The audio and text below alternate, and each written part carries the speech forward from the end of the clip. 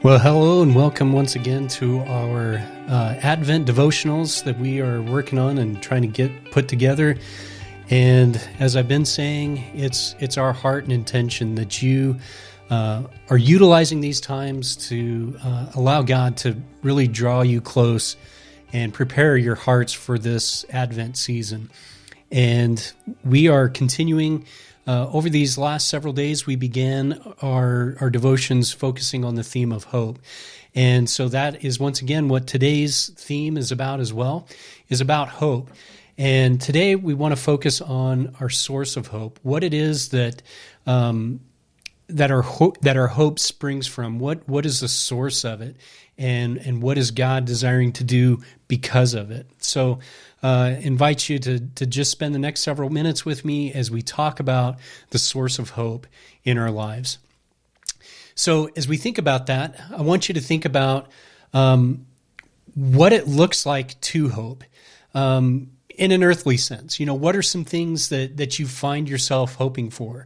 Maybe it's a specific outcome. Maybe it's for a change in circumstances or a favorable result. And when you think about those things, what emotions are present? So one of the first things for me that came to mind is, as I was thinking about that, is some things that I'm hoping for a specific outcome. I still like football and still most of the time watch it. And the Denver Broncos are just a real source for me of where I can really relate to this. I'm hoping that they're going to play well. I'm hoping that they're going to, have a great running game. I'm hoping they're going to have a great passing game. But in the last few years, my hope is really dwindled more in that. But so that's one of the first things that kind of come to mind. But as we engage in the world around us, there's other ways that we are engaging with this idea of hope. And so as you think about that, as you're thinking about things that you're wanting a specific outcome or changes to take place, you're wanting a favorable result, from different tests and things like that. Think about what emotions are present when you're going through that and thinking about those things. Do you have like a fearful emotion? Do you feel insecure? Do you feel anxious? All of those things, this earthly hope is often ridden with a form of anxiety. And so we're either biting our lip, hoping that our team makes the final touchdown or field goal, or we're up in the middle of the night hoping that maybe we're going to have a favorable result from something. These last several weeks, just kind of as my daughters have been traveling home, kind of thinking about that, hoping they have a good trip and kind of watching the flights as they come in and keeping track of them. As Megan was driving home, tracking her progress as she drove, just in those type of things, feeling some anxiousness in those ways. So when we think about that, what are the feelings and the emotions that come along with that? Oftentimes it's worry. We worry that things aren't going to turn out the way we want, or even in the way that we have planned.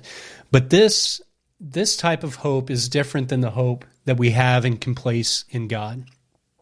So most often our hope wavers because it's rooted in an act of our will, or it's rooted in other things that lacks a stable foundation. Now, in the ways that we've just talked about those things, our hope can be in a player or a team or a friend or a relationship or any number of things.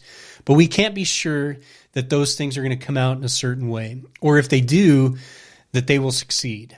So when we look at a biblical hope lacks no such uncertainties. In fact, it is full certainty. It's confident and fully assured because it's rooted in the faithfulness of God. It's rooted in His character. It's rooted in who He is, and that is its source. So this is evidenced as we look at the life of Christ and his provision for us and the way that he came and the way that he provided salvation for us. We look towards God's fulfillment of all of his promises in Scripture through the life of Christ, and particularly in the return of Christ, knowing that his character is defined by his unwavering faithfulness. He is unchanging, and he is for us, as we see in Romans 8:31, and he is working things out for our good, as we also see in Romans 8:28. So today I want to ask you a couple of things. Where's your hope rooted? What characteristics of God can you rest your hope in today? I love this passage from Lamentations chapter 3, verses 19 through 26. It says this, "I remember my affliction and my wandering, the bitterness and the gall. I well remember them, and my soul is downcast within me. Yet this I call to mind, and therefore I have hope. Because of the Lord's great love, we are not consumed, for his compassions never fail. They are new every morning. Great is your faithfulness. I say to myself, the Lord is my portion, therefore I will wait for him. The Lord is good to those whose hope is in him, to the one who seeks him. It is good to wait quietly for the salvation of the Lord." Now, think back and maybe spend some time again rereading this passage, and I want you to capture a couple of things that happened here. First, did you see what happened?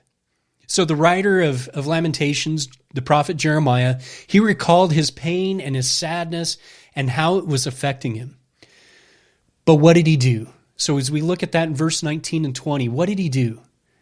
He reminded himself of the source of his hope. As you read through the rest of those verses through that passage, you see how he reminded himself of the source of his hope. So, as we think about this, I want you to, parents, if you have young kids with you, I want you guys to talk about this and really think through this. What can give us hope?